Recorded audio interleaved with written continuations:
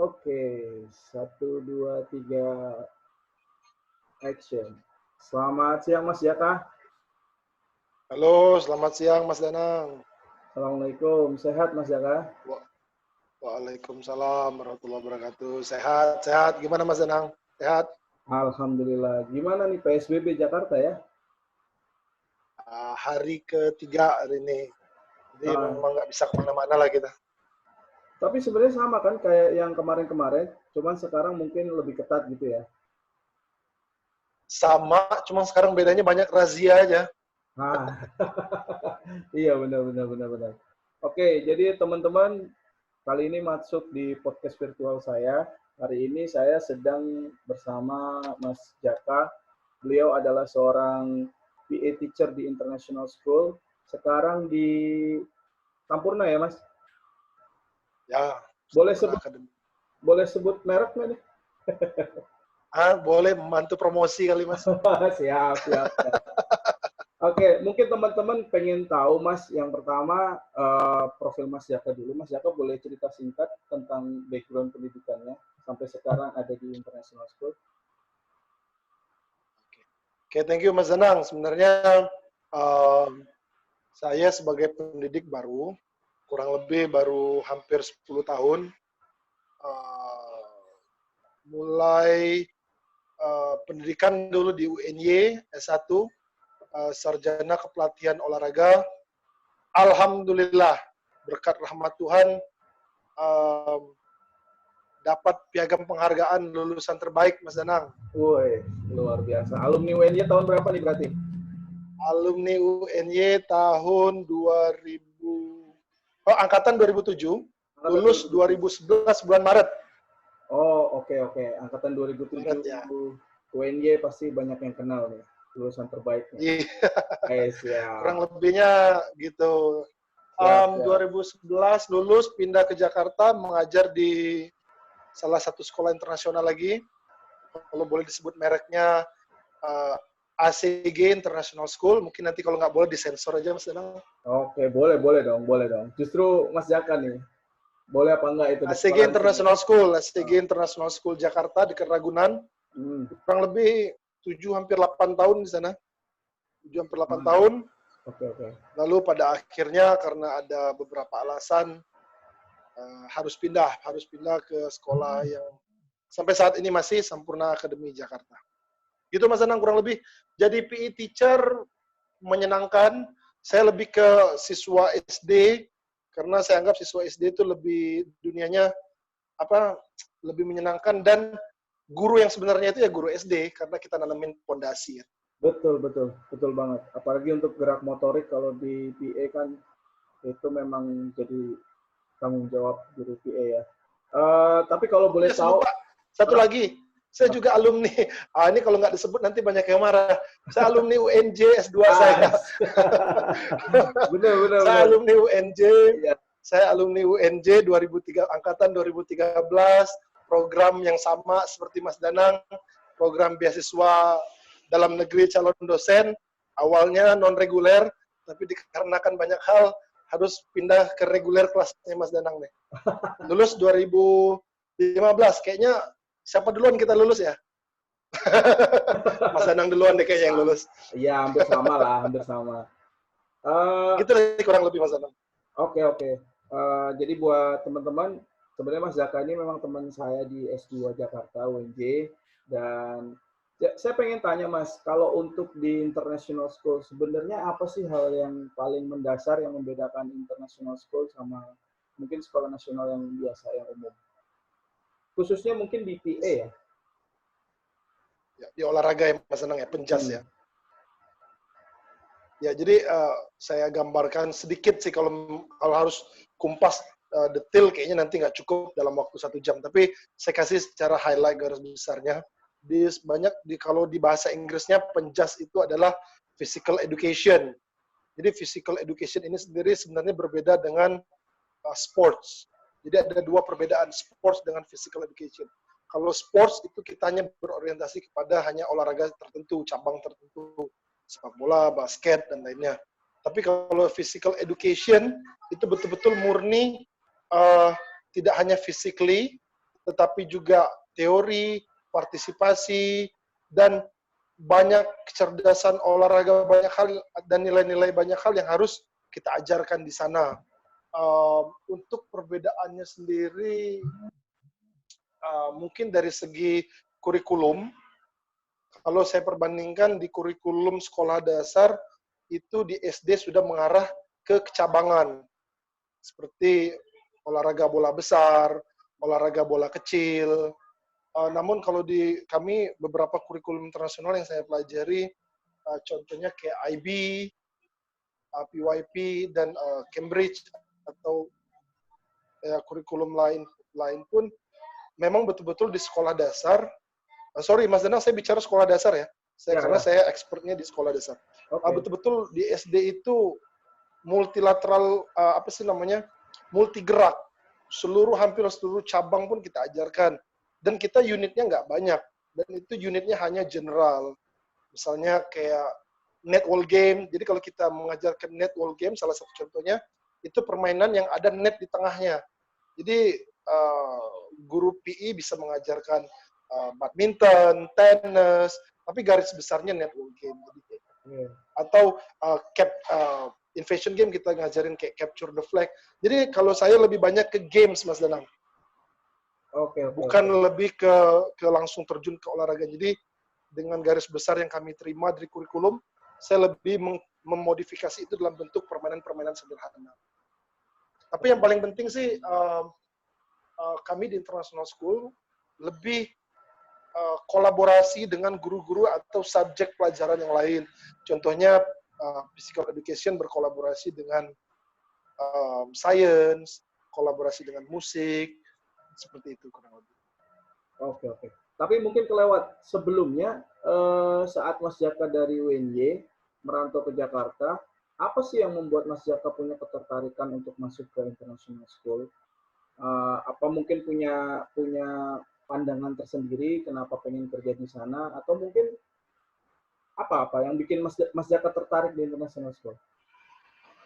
Sebenarnya sih nggak pernah terbayang bahwa di Indonesia itu ada banyak sekolah-sekolah besar. Dulu bayangan kita sih lulus olahraga hanya jadi pegawai negeri. Tapi ternyata setelah kita pelajari bahwa banyak sekolah-sekolah besar yang berada di Jakarta khususnya. Demikianlah waktu saya ngelihat dapat informasi ada lowongan di ACG, ya saya coba tertarik. Ternyata waktu kita masuk memang dunianya hampir 180 derajat berbeda dengan yang kita pelajari baik di universitas atau yang ada di bayangan saya. Baik dari segi kurikulum, budaya keseharian, dan bahasa terutama. Pasti kalau sudah international school kita menggunakan satu bahasa, yaitu bahasa Inggris. Yang mana memang ya kita agak prihatin bahwa bahasa Inggris kurang menjadi mata pelajaran utama baik di universitas yang memiliki fakultas ilmu keolahragaan. Beruntungnya saya sebut nih, ada satu orang yang sangat berjasa, bisa saya buat bahasa Inggris, itu zaman saya dulu, mudah-mudahan beliau sehat sekarang, Ibu Endang. Pada saat saya dulu, beliau itu adalah kaprodinya prodi saya, PKO, Pendidikan Kepelatihan Olahraga. Kebetulan pada waktu itu beliau membuka peluang untuk saya ikut sebuah perlombaan, yaitu mahasiswa prestasi tingkat fakultas, dan disitulah saya mencoba kami berdiskusi gimana caranya biar saya menjadi berbeda dengan lawan-lawan yang lain, karena di situ lawan-lawannya cukup hebat. Dengan berdiskusi tersebut, akhirnya Ibu Endang memberikan saya peluang untuk mendapatkan tutor. Saya masih ingat orangnya, pengajaran namanya Pak Riyandi. Sekarang beliau pegawai negeri di Gunung Kidul, Jogja. Saya dapat free tutor bahasa Inggris setiap hari. Sistem pelajaran yang kami pelajari, akhirnya saya bisa bahasa Inggris, adalah hanya ngobrol setiap sore. Tidak ada tulis tangan, tidak ada menulis, tidak ada rumus-rumus. Itu kita hanya pure mengobrol. Dengan bekal itulah yang membuat saya pede masuk ke sekolah-sekolah internasional. mungkin kalau nggak ada bimbingan dari 2 orang tersebut, sampai saat ini kita juga nggak berani terjun ke sekolah internasional. Karena memang bahasa jadi modal utama. Saya rasa gitu, Mas. Oke, setuju Mas. Jadi, tapi BTW itu Bu Endang dosen UNY. Beliau dosen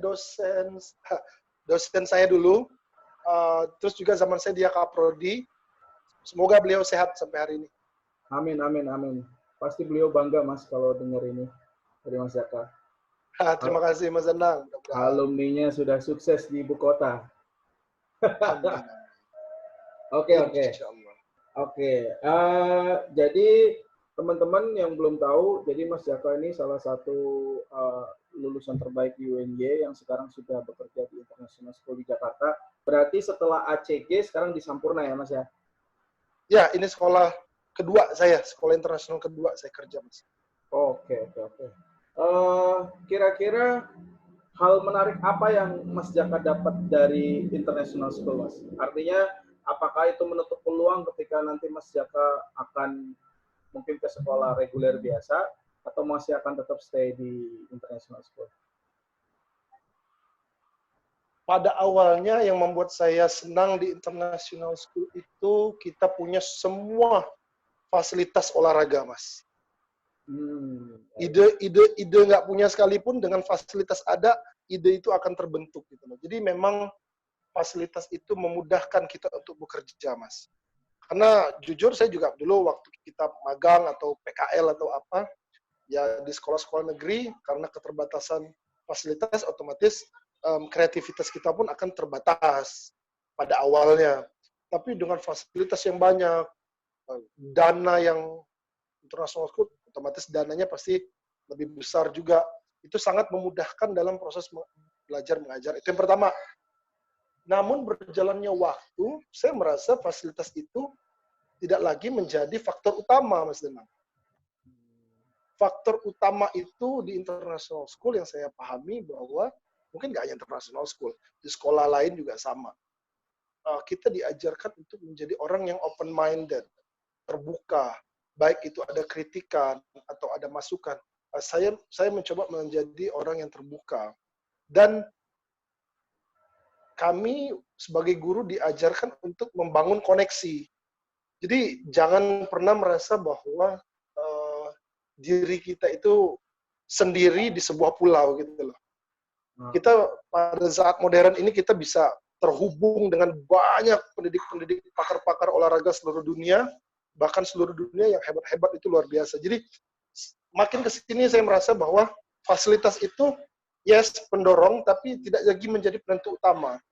Tapi yang paling penting itu kita bisa punya banyak teman untuk sharing. Termasuk salah satunya Profesor Danang nih. Teman saya Pak sharing yang paling saya idolakan. Bohong itu, bohong. Ya, siap. Makasih Mas Jaka.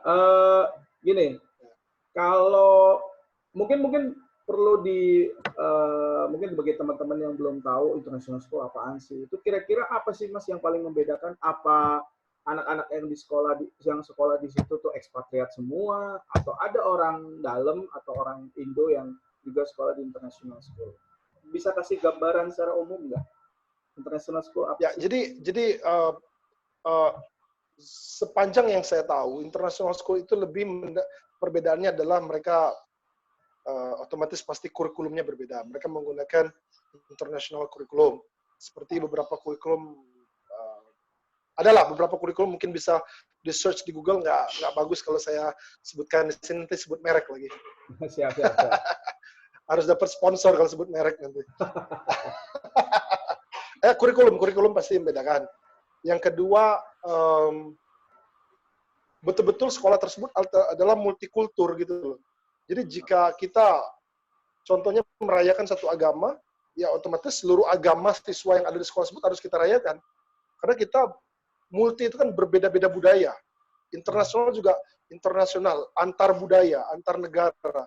Jadi semua negara harus kita hormati. Tapi tentu masing-masing negara punya tanggal atau hari besar yang berbeda. Makanya kadang-kadang kita merayakan ada namanya International Day untuk merayakan semua hari-hari besar negara masing-masing.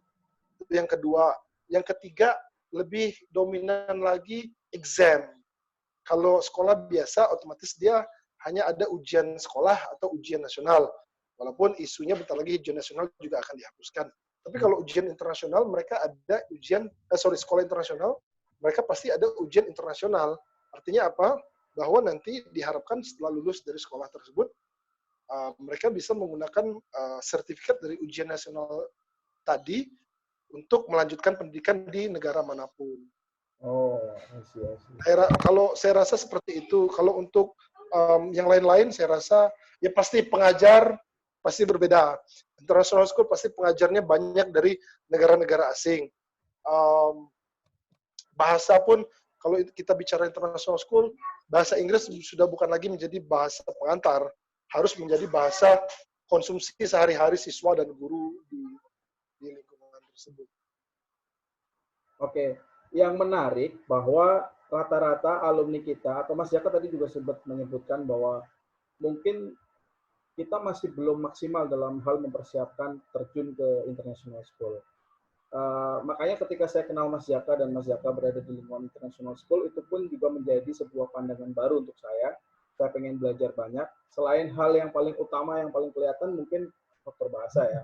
Jadi rata-rata mahasiswa sekarang kan memang belum merasa membutuhkan hal tersebut. Padahal ketika kita ambil contoh Mas Jaka lah, paling tidak kan Mas Jaka jadi role model untuk ini loh, PA teacher atau guru olahraga yang memang guru penjas yang punya skill bahasa Inggris dan akhirnya bisa bekerja di lingkungan international school.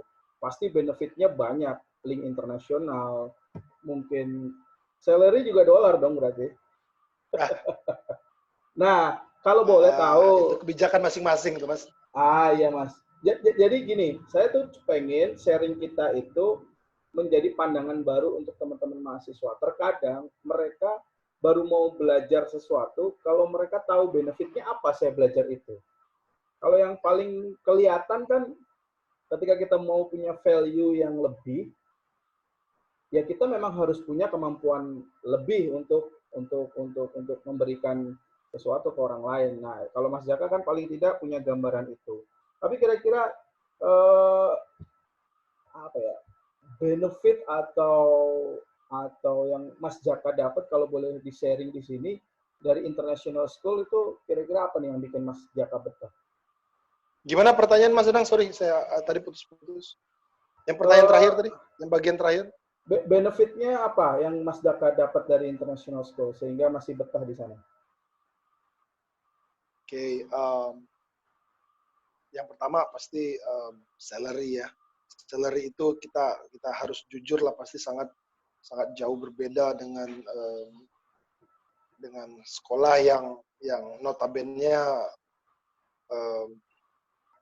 ya lokal atau gitu, bisa dibilang lokal. Tapi saya minta maaf, tidak ada merendahkan bahwa sekolah internasional kualitasnya lebih bagus dari sekolah lokal, belum tentu juga. Saya waktu itu ketemu, kita ada pertemuan antara guru-guru lokal dan guru-guru kita. Saya termasuk undangan juga, salah satu dari guru sekolah internasional. Banyak guru-guru lokal jauh lebih hebat secara teori, secara praktik, mereka lebih matang banyak. Cuma saya berbicara di sini, yang poin pertama adalah pasti salary, karena saya sharing dengan beberapa teman-teman juga. Pasti kalau sekolah internasional, karena sifatnya kita swasta, itu pasti akan lumayan lah, bisa untuk kita hidup. Dan perlu diketahui juga, jika teman-teman menjadi ekspatriat nanti suatu saat bisa, atau ekspatriat yang datang ke Indonesia aja, kita harus akui bahwa salary mereka itu sampai hari ini paling nggak itu udah $3.000, Mas. $3.000 itu kalau kita rupiahkan, kali rupiah per hari ini 16.000 itu hampir 50 juta gaji mereka satu bulan. Ya karena kami ini staf lokal, pasti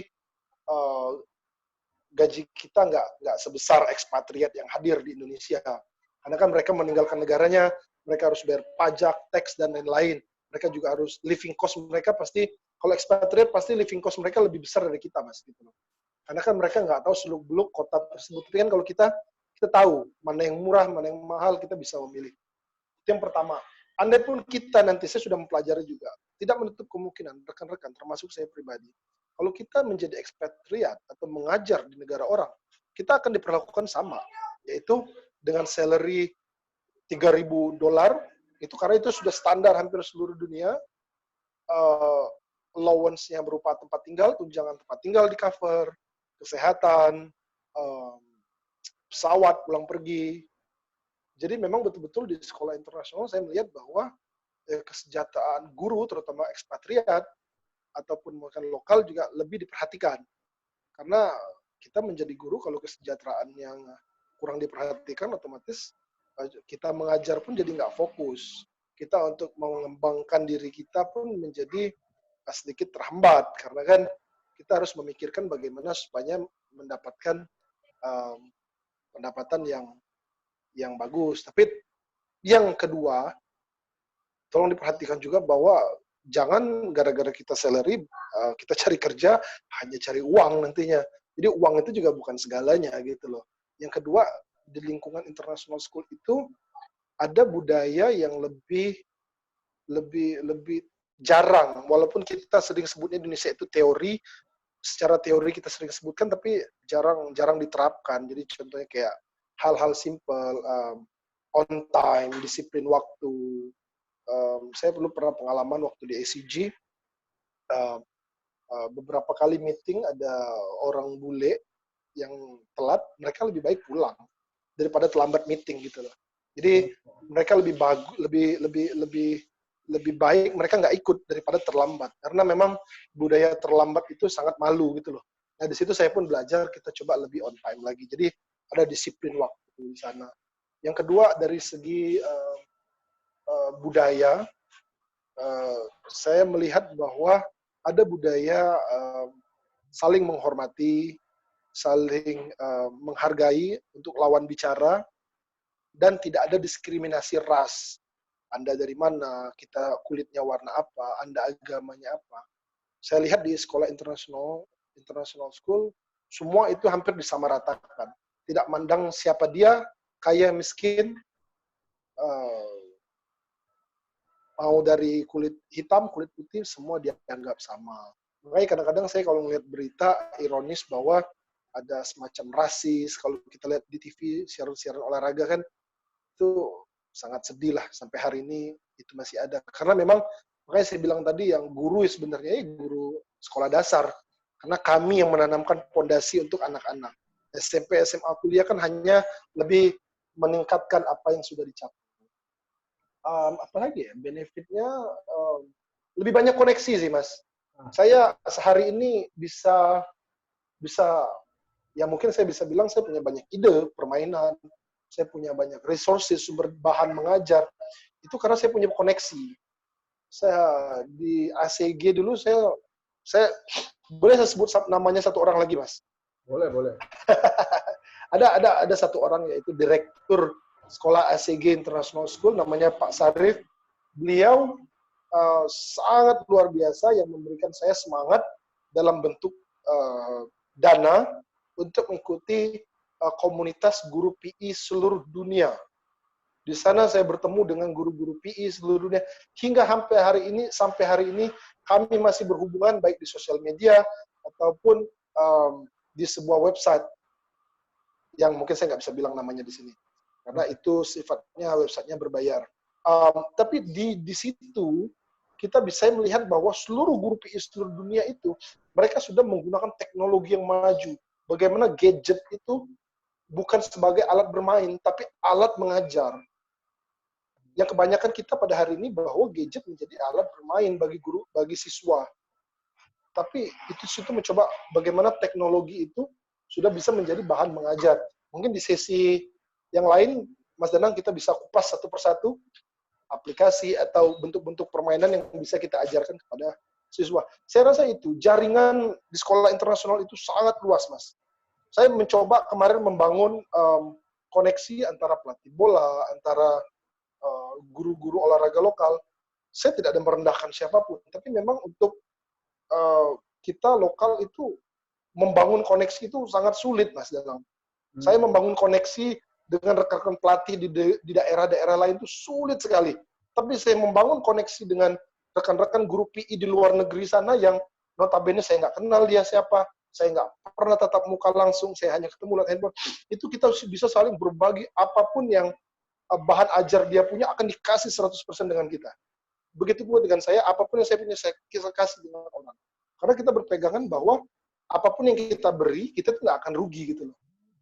Malah itu akan menambah wawasan seperti kita berbagi di media online seperti ini, Mas Danang, itu kita kan nggak bakal rugi. Saya kan nggak akan berkurang apa yang saya punya. Malah bagus untuk saya merefresh kembali apa yang saya sudah raih di waktu lalu. Saya rasa itu sih Mas Danang benefitnya.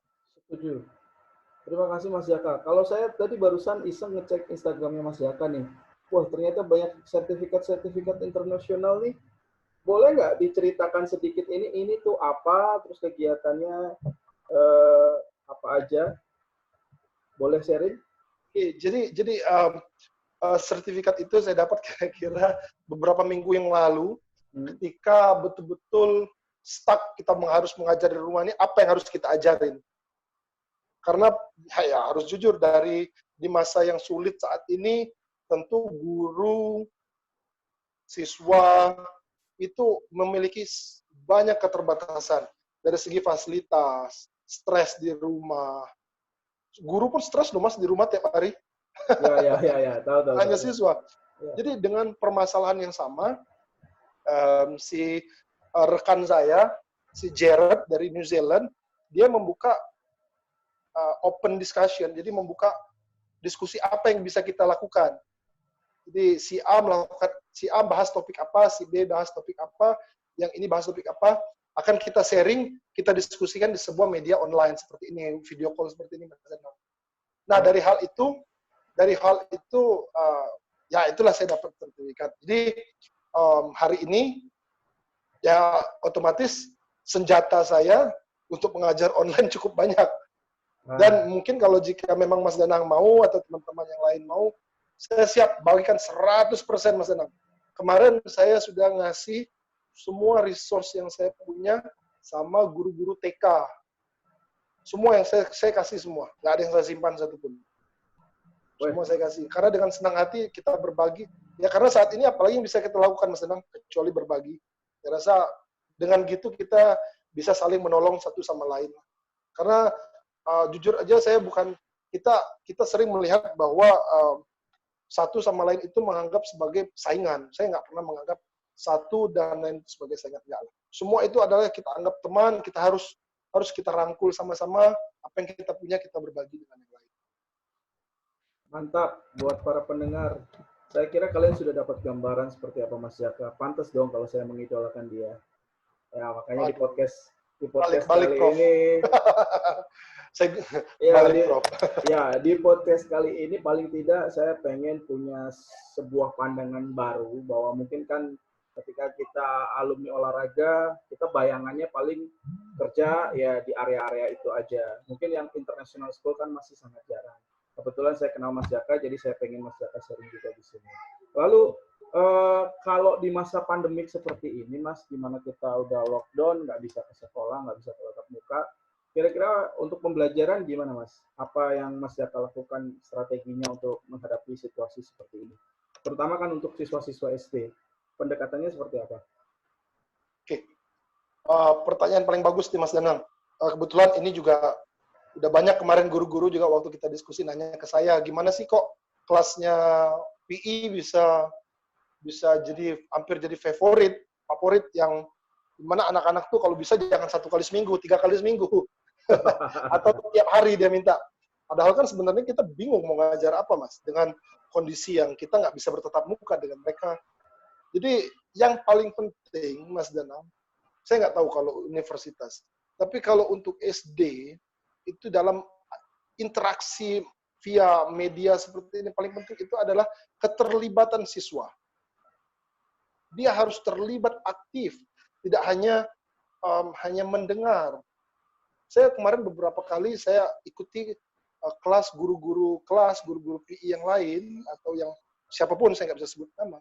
Kebanyakan anak gurunya aktif, siswanya nggak aktif. Kalau bisa kita flip, Mas. Kita flip itu kita terbalik. gurunya tidak aktif, tapi kita bisa melihat anaknya yang aktif. Berbagai macam games saya tawarkan kepada siswa, aplikasi juga yang saya dapat, saya bagikan semua, dan itu menjadikan saya mengajar online. Hampir setiap hari saya mengajar 3 kali sehari live conference, Mas. Dan itu siswa aktif, setelah selesai mereka berkeringat, wajahnya merah, luar biasa. Jadi yang paling, kalau kita sebutnya itu engage. Dia harus terlibat dulu, Mas Danang.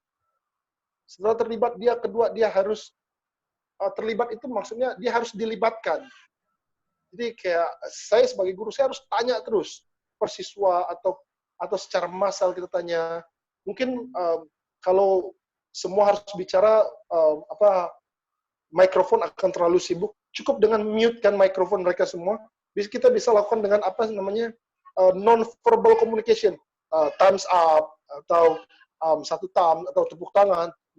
Banyak hal. Atau dengan games-games. Saya kasih satu contoh games, boleh, Mas Danang? Boleh, boleh.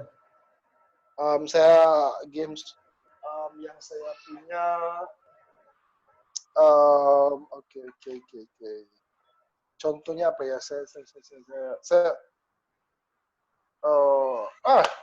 Nggak usah harus peralatan. Tanpa peralatan, pakai tangan kita, Mas Danang.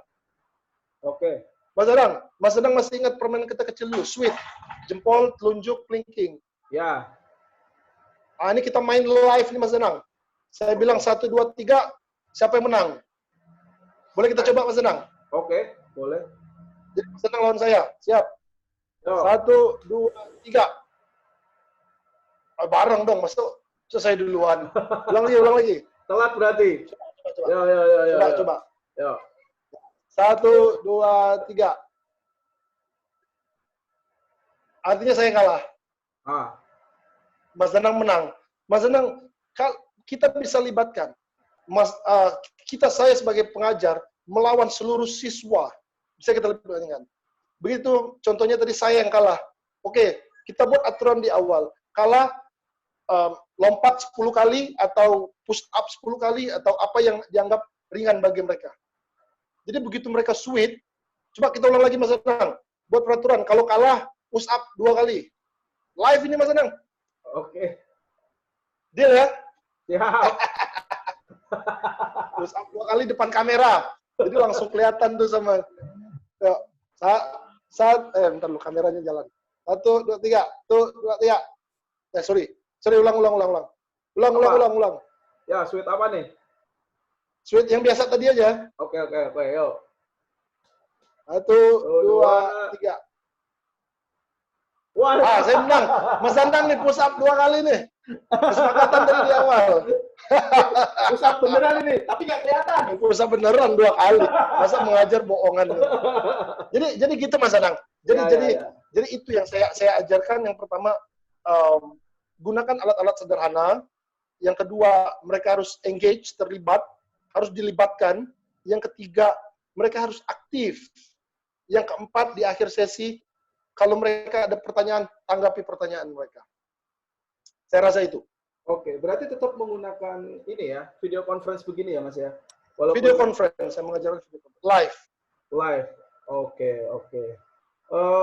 Siap. Mungkin nanti di sesi berbeda, saya bisa sharing apa yang sudah saya kasih 4 minggu terakhir dan 4 minggu kemudian besok, siap, Mas Danang. Karena bakal panjang nanti. Oh iya, siap lah. Benar. Oke, mungkin karena waktu juga kita terbatas, Mas. Jadi, Mas Jaka mungkin bisa kasih pesan-pesan buat khususnya mungkin market saya tuh mahasiswa. Jadi, saya memang awalnya bikin podcast seperti ini adalah biar teman-teman mahasiswa paling tidak punya sebuah perspektif yang berbeda atau perspektif baru, bahwa Mas Jaka seperti contoh adalah salah satu alumni olahraga yang sukses di International School, sehingga mereka punya motivasi untuk bisa mungkin terjun atau mengikuti jejak Mas Jaka di kemudian hari. Kira-kira tips atau sarannya apa, pesan-pesan buat para mahasiswa? Sebenarnya saya ini mengidolakan Mas Danang nih. Saya tuh cita-cita saya, Mas Danang, saya tuh ingin mengikuti karir menjadi dosen juga, Mas Danang. Amin. Bentar Itu lagi, bentar kita nih. insya Allah. Ya.